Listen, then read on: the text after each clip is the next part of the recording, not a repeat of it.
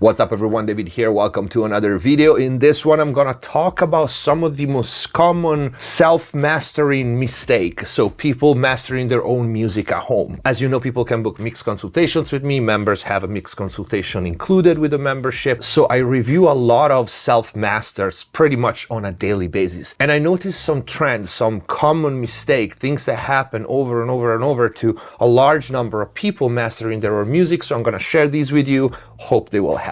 Let's get to it.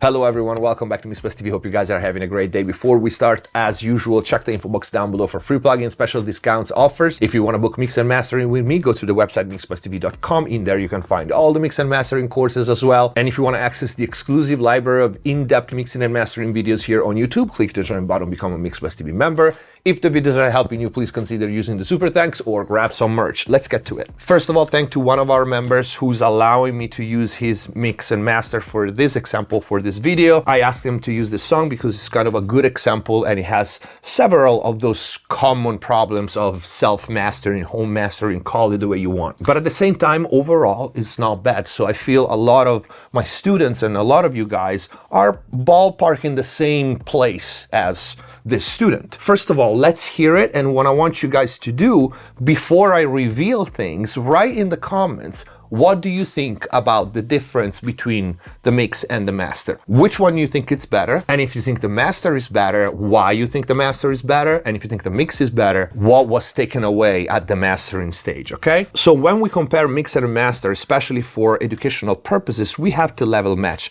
We have to bring down the master to the level of the mix to understand if the master is better or equal or just louder. And here's the first concept about mastering that I feel a lot of people working at home on their music are not getting. In some cases, mastering is a compromise. You trade something that you like about the mix, some qualities of the mix, for level. Level at this stage in the market is a necessity, right? It would be borderline unthinkable to put out a song without what we call a commercial level. Now, there are levels to this, pun intended, meaning certain genres require higher LUFS levels and some other genres not that much. And usually the higher the LUFS that we need and want is, the more compromises, the more artifacts, and the more things to try to mask and cover up there are. One simple example, and kind of a direct correlation, usually the loudest we want our mix, the less low end we are gonna have. Why? It's simple, because 99% of the time, low end is the first range that is gonna crap out when we start over limiting, over clipping, saturating, and so on. So usually the louder we go, the more we have to attenuate or cut the low end. Now, this is pretty much an artistic decision. And I think if you follow me, you know my stance on this. Like, I do not want to sacrifice low end for sake of loudness. There are cases in which loudness becomes more important than having that extra dB in the low end or having it super extended down to 20, okay? But generally speaking, any respectable mastering engineer will choose quality and aesthetic over sheer loudness. Also because loud, it's easy. Loud, it's not hard at all. Good loud, clean loud, clear loud, distortion-free loud. Those are the things that are extremely hard to achieve. So with that said, let's do the experiment. Listen to this and let me know in the comment what you think. The master is at the top. You can see it clearly from the waveform pushed, and the mix is at the bottom. I lowered the master ballpark to the same level to the mix so you can hear the actual differences in tone, dynamic, and all that. Let's start with the mix. I tried so hard to take the higher road. Listen to my story. A little girl, but there was something growing. They thought that I was trouble, so I showed them. But is it really trouble if it's honest? Cause honesty is all that I can promise. The more I said, the more they tried to chain me. Looking back, my life was pretty crazy. They locked me up, they locked me down, so I could never speak the truth. Tell them what they really do. Alone, locked down in Arizona. White walls around me, no windows.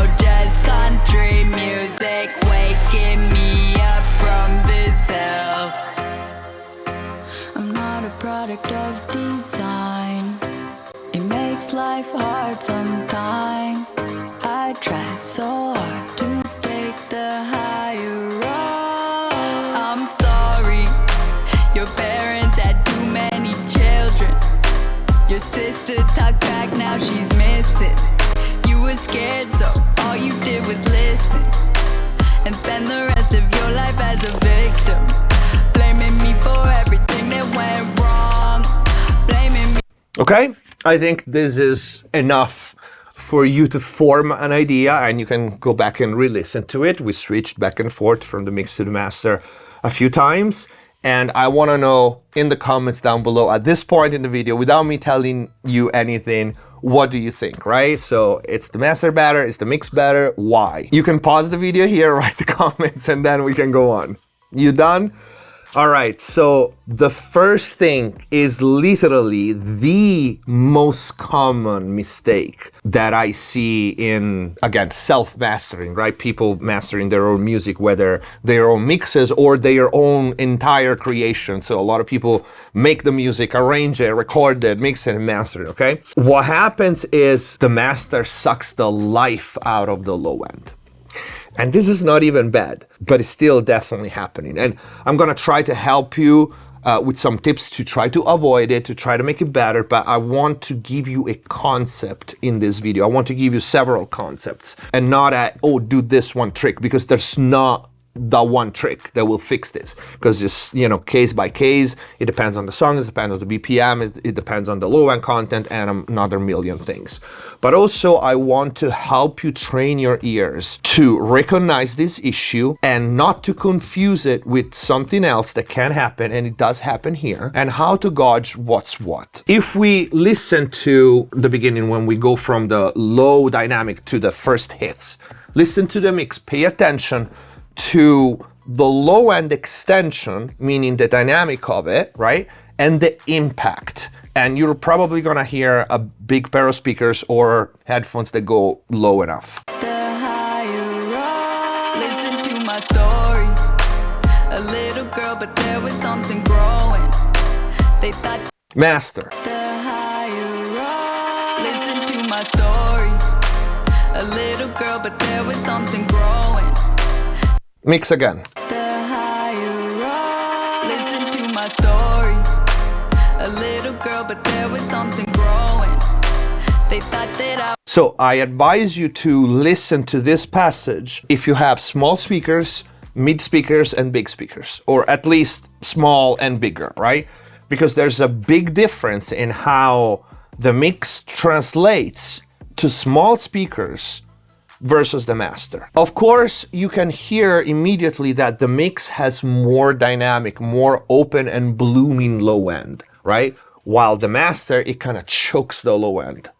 Again, this is not even that bad, but this is a common problem. In big speakers, because they are big and they still move a lot of air, that difference is not as much. While in the small speakers, it doesn't translate that well. That is, for example, a telltale sign that you are kind of pushing into limiting and clipping too much when this happens, okay? Second thing, and this is the thing that can trick you. The master is brighter, both in the mid-range and the top end. This tricks your brain into thinking that there's less low end. Let's hear it really quick. Now pay attention to the mid-range and the top end. My story, a little girl, but there was something growing. They thought that I was trouble, so I showed up. But is it really trouble if it's honest? 'Cause honesty is all that I can promise. The more I said, the more they tried to chain me. Looking back, my life. Right, clear as day. The vocals is more clear, more open, hi-hats is more open, snare is more open. Having more energy in the mid-range and top end will make the song sound like it has less low end, because it's just a matter of perspective, right? Now, this is just a matter of taste, which one you like the best. Do you like a kind of darker-ish in the mid-range and less energy in the top end and having this big giant low end? Or you like a more balanced approach where the vocal is clearer, the top end is brighter. For me, the mix needed the vocals to be clearer and brighter and wider, right? More energy. While the hats and the S's and the consonants and the snare didn't.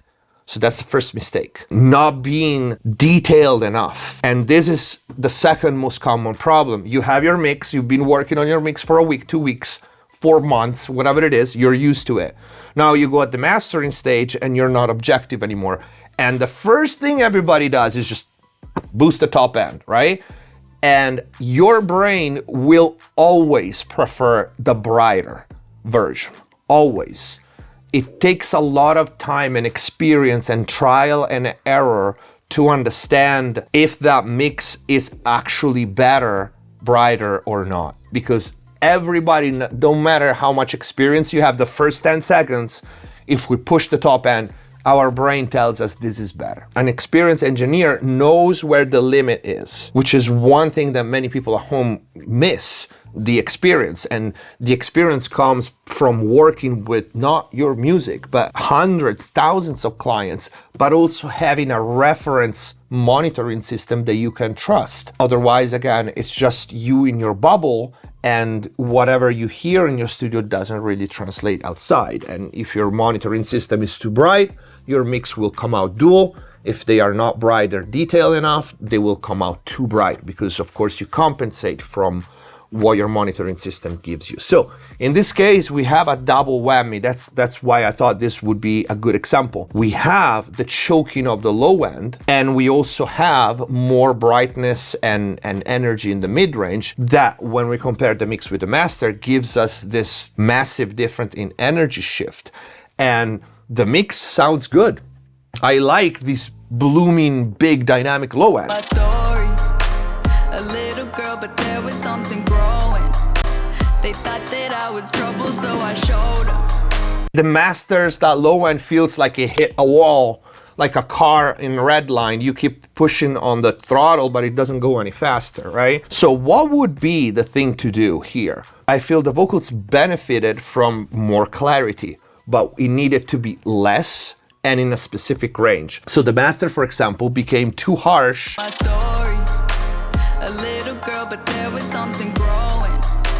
They thought that I was trouble, so I showed them. But is it in the 7K area, right? Where there's also the hat, the snare, the percussions, and the hard consonants and S's. This, of course, would be easier to fix in mixing, but can you fix it in mastering? Yes, absolutely. I don't know what was used and what tools that were used to do the mastering, but I know that you can definitely brighten the vocals without touching those elements. And also the amount of brightness and clarity added was a little too much. It has a vibe, it tells a story. I don't feel the vocals needed to be candy pop bright, but a little brighter. So the second thing, as counterintuitive as it will sound, you would try to enhance that dynamic on the low end or add a little bit of low end, because you know that the limiting is gonna suck it up a little bit. Why this is counterintuitive? Because, like I said at the beginning, the low end is also the first thing that is gonna crap out. The easiest thing to do is to get a better crest factor before going there. The other concept is a little more complicated, and I hope I'll be able to explain it. Let's, for example, take an impossible scenario, a stupid scenario. We are in front of the perfect mix.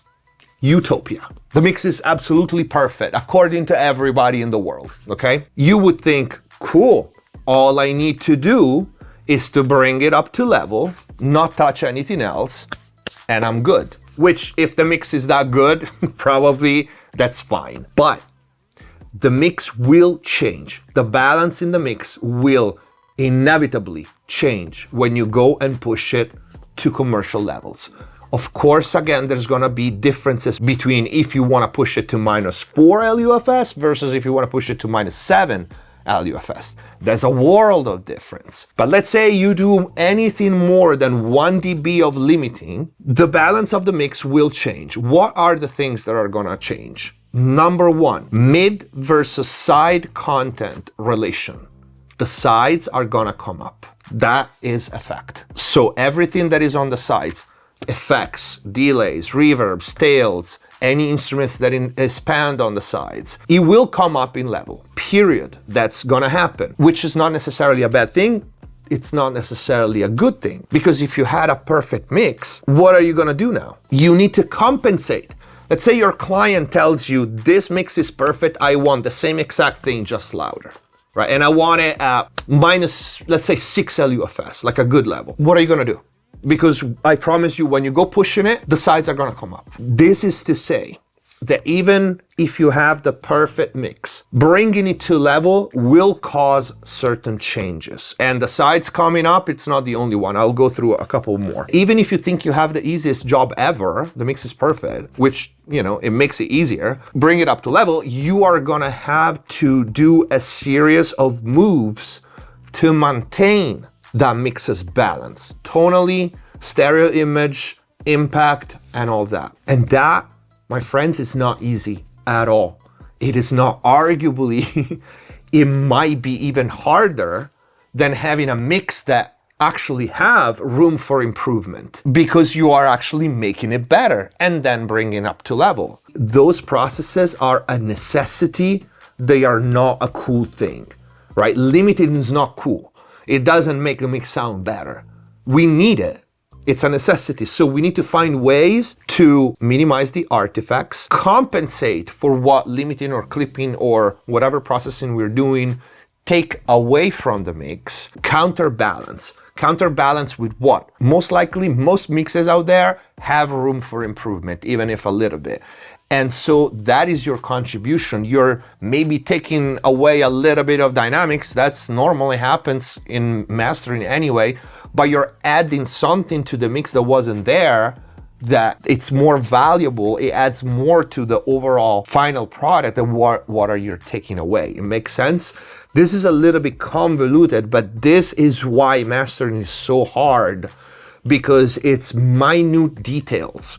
And if you're not going deep into minute details, like the absolute smaller details, you have no business in putting your hands in mastering. One very problematic thing that many master engineers, sometimes including myself, can face is when they send you a mix that is overly bright. And the artist is used to hear it, the mix engineer is used to hear it, maybe an A&R is used to hear it that way.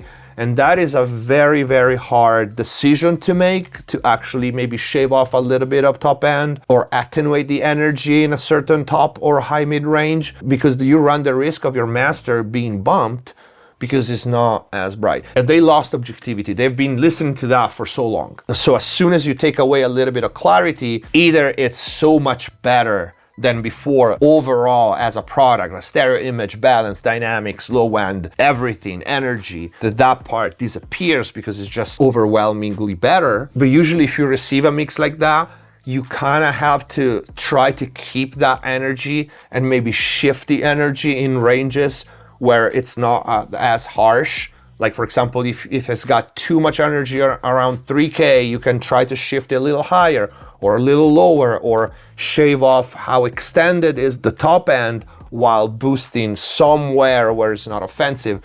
Maybe again, a transient designer, a de-esser, band selective. So there are tricks that you have to do to smooth out that range without taking away the energy. Otherwise it feels less than it was before in the mix. I feel people at home are under the impression that, yeah, the mix is kind of okay, I will take care of everything in mastering. The mastering will do whatever the mix is missing, which maybe a professional engineer can do that, but you probably not. Because if you could make it better, you would have done it at the mixing stage where you have more control, right? When you close your project and you bring your mix into your mastering session, it's still you, still your ears, still your gear, still your monitoring system, still your room, and still your skills. So what do you expect, right? So I feel many times, because as human beings, you hit a wall, now you feel like you have to do something, and the first most common thing is just make it brighter because it feels better.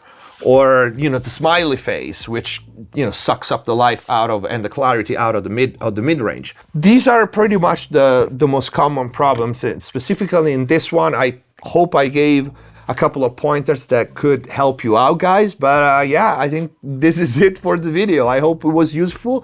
I hope it helped. Let me know in the comments down below if you have questions. If you like the video, please don't forget to leave a like. If you want to book mix and mastering with me, go to the website mix-tv.com. In there, you can also find all the mix and mastering courses. Join the channel, become a member if you want to access the library of in-depth mixing and mastering videos. Thank you for watching. Subscribe if you haven't already. Stay safe. See you next time.